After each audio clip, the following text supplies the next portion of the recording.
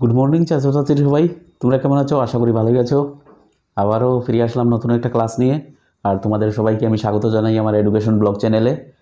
আর প্রথমেই তোমাদেরকে আমি বলে দিই, আমার ক্লাসগুলোকে তোমরা স্কিপ করবে না, ভিডিওগুলোকে স্কিপ করবে না, প্রথম থেকে শেষ পর্যন্ত মনোযোগ সহকারে তোমরা দেখবে, না হলে তোমাদের কনসেপ্টে অনেক ধরনের প্রবলেম আসতে পারে।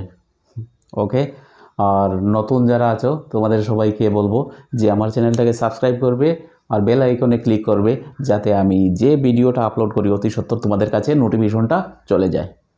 ওকে, তো আজকে আমরা যে কনসেপ্টটা আলোচনা করব সেটা হলো কি, তোমরা নিশ্চয়ই দেখতে পাচ্ছ, correct tense, correction of tense. মানে আমরা যেটা কাল আছে, কালকে কিভাবে আমরা শুদ্ধভাবে লিখব, মানে কারেক্ট টেন্স কীভাবে করব শুদ্ধ রূপে, সুচারু রূপে। কারণ অনেক সময় আমাদের প্রশ্নপত্রের মধ্যে থাকে, ব্র্যাকেটের ভিতরে ইয়ে থাকবে, তোমার ভার্বটা থাকবে, প্রিন্সিপাল ভার্বটা থাকবে, আর সেন্টেন্সটার মধ্যে সেন্টেন্স একটা দেওয়া থাকবে। তো ওটা কীভাবে, কোন টেন্সে ওটাকে অ্যাকুরেটলি এক্স্যাক্টলি করতে হবে, ওটা আমাদেরকে বুঝতে হবে। তো ওটার কিছু এইগুলোর কিছু নিয়মাবলী আছে, রুলস আছে টেন্স কারেকশন করার। তো এই রুলসগুলোকে আজকে আমরা আলোচনা করব। তো চলো শুরু করা যাক আজকের আলোচনাটা, আজকের ক্লাসটা। ওকে, তো কোনো রুল নাম্বার 1, কোনো বাক্যের টেন্সকে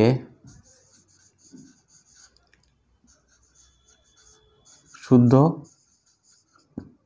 করিতে হইলে প্রথমত দুইটি বিষয়ের উপর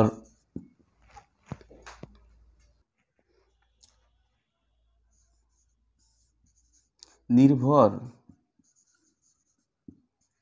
করতে হয়।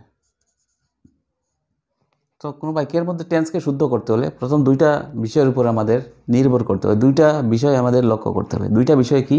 Number 1, adverb of time. Adverb time নিশ্চয়ই তোমরা আগেও শুনেছো, আগেও পেয়েছো, মানে সময় সূচক শব্দ, নাম্বার 1। নাম্বার 2টা হলো নেচার অফ দ্য। সময়সূচক শব্দর প্রথমে আমরা কি দেখতে হবে? অ্যাডভার্ব টাইম, সময়সূচক শব্দ। সেকেন্ড হলো নেচার অফ দ্য ভার্ব, ক্রিয়ার অর্থ বা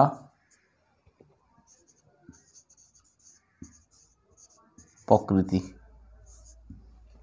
দুইটা বিষয় আমরা বুঝতে পারলাম।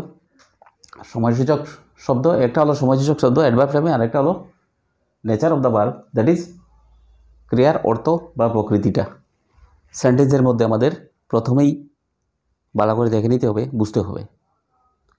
ঠিক আছে, এরপর আমরা পরবর্তী সিদ্ধান্ত নিতে পারবো যে কোন টেন্সে এক্স্যাক্টলি সেন্টেন্সটাকে কারেকশন করতে হবে।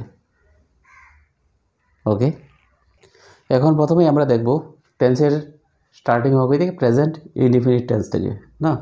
তো ফার্স্ট আমরা দেখব প্রেজেন্ট ইনডিফিনিট টেন্সের কনসেপ্টগুলো কীরকম হয়।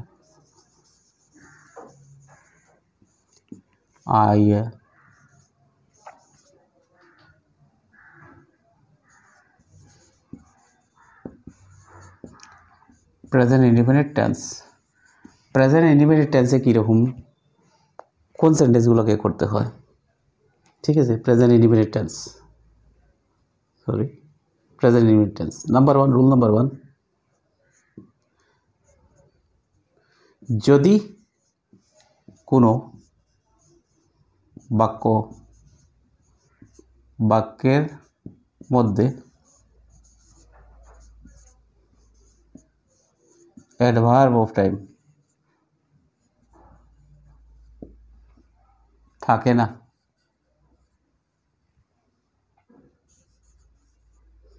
তবে তাকে প্রেজেন্ট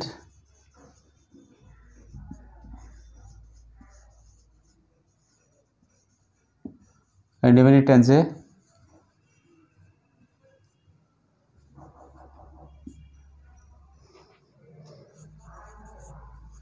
শুদ্ধ করতে হয়।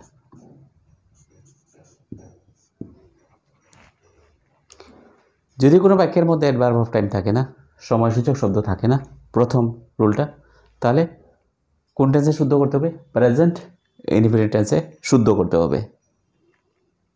ঠিক আছে, এখন একটা এক্সাম্পল নেব আমরা।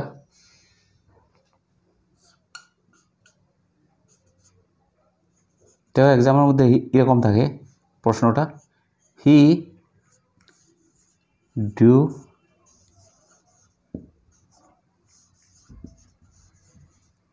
ডিউটি। টেন্স কারেকশন করার জন্য দিয়েছে, ব্র্যাকেটের মধ্যে প্রিন্সিপাল ভার্বটা আছে। তো এই সেন্টেন্সটার মধ্যে কোনো ধরনের কোনো অ্যাডভার্ব টাইম আছে নাকি, সময়সূচক শব্দ আছে নাকি? Always, often, usually, sometimes, regularly, everyday, ঠিক আছে না? এরকম অনেক অ্যাডভার্ব টাইম আছে, ইয়েস্টারডে, টুমোরো, নেই তো। দ্যাট ইজ এটা আমরা কি টেন্সে কারেকশন করবো? প্রেজেন্ট ইনডিফিনিট টেন্সে। ঠিক আছে, তো কী হবে? প্রেজেন্ট ইনডিফিনিট টেন্সে থার্ড পারসন সিঙ্গুলার নাম্বার আছে হি, আর ডু ইয়েস হয়ে যাবে ডাজ হিজ ডিউটি। হয়েছে অ্যাডভার্ব অফ টাইম। আর প্রথম রুলটা পেলাম, সেন্টেন্সের মধ্যে দেখতে হবে সময়সূচক শব্দ আছে নাকি। এরপর নেচার অফ দ্য ভার্ব, ভার্বের প্রকৃতিটা। তো প্রথম আমরা দেখলাম সময়সূচক শব্দ নেই, আমরা কি করলাম? প্রেজেন্ট ইনডিফিনিট টেন্সে করে নিলাম। রুল নাম্বার 2টা দেখব। কিন্তু কোনো ক্লজ অংশ এর সঙ্গে যদি অন্য কোনো অংশ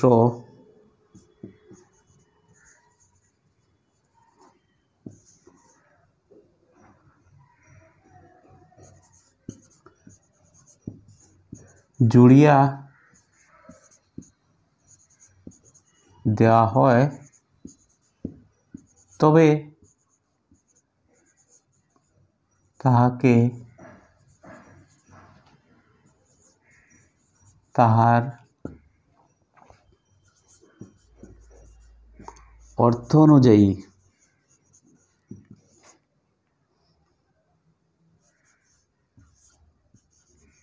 শুদ্ধ করতে হয়। একটা অংশের সাথে যদি অন্য আর একটা অংশ জুড়িয়ে দেওয়া হয় বাক্যে, তাহলে এই দুইটা অংশের যে দুইটা অংশের সাথে একটা অংশের সাথে আরেকটা অংশ জুড়িয়ে যদি দেওয়া হয়, তাহলে এই বাক্যটিকে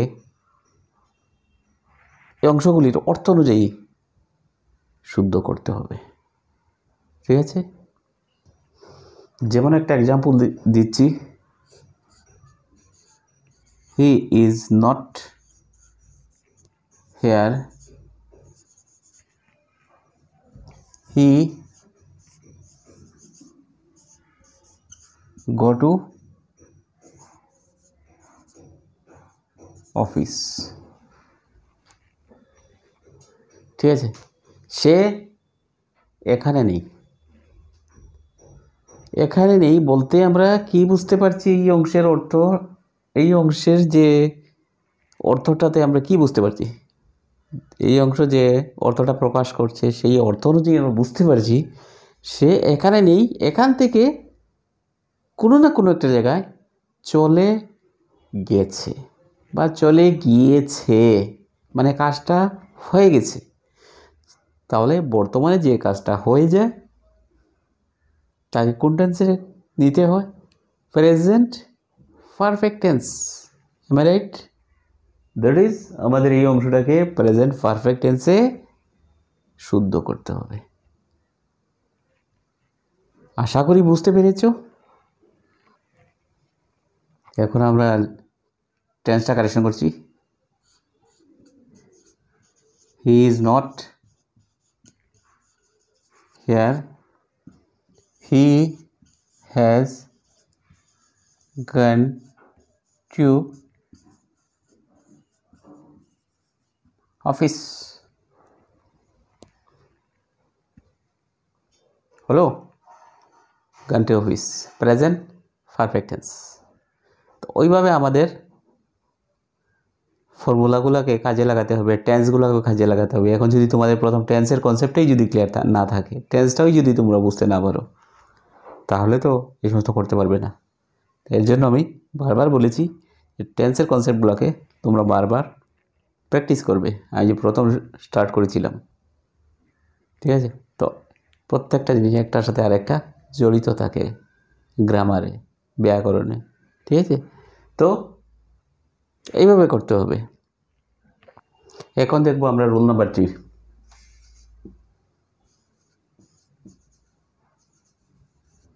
নিম্নলিখিত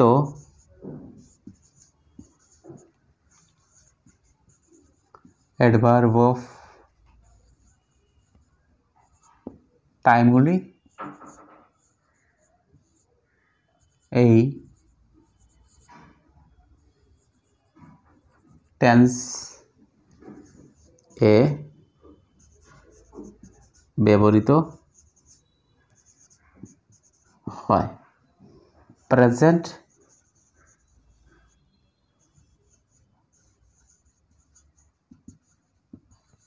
ইন্ডিপেন্ডেন্ট টেন্স। কোন টেন্সে ব্যবহৃত হয়? অ্যাডভার্ব টাইমগুলি প্রেজেন্ট ইন্ডিপেন্ডেন্ট টেন্স। তো অ্যাডভার্ব টাইমগুলো হলো কি? অ্যাডভার্ব টাইমগুলো হলো always, often, usually, sometimes, regularly,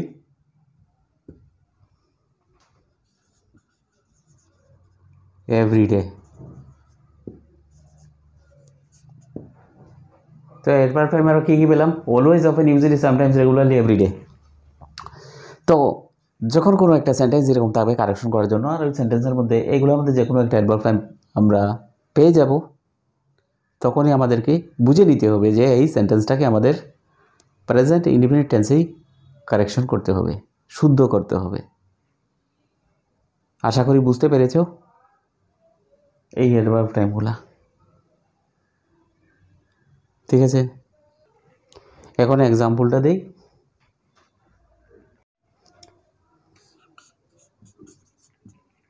হি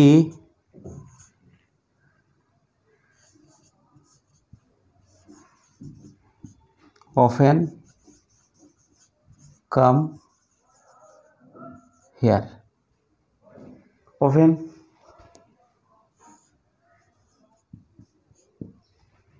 অ্যাডভার্ব টাইম পেয়েছি আমরা, often পেয়েছি আমরা, দ্যাট ইজ কি টেন্সে নিতে হবে? প্রেজেন্ট ইন্ডিপেন্ডেন্ট টেন্সে। প্রেজেন্ট ইন্ডিপেন্ডেন্ট টেন্সে কী হবে? হি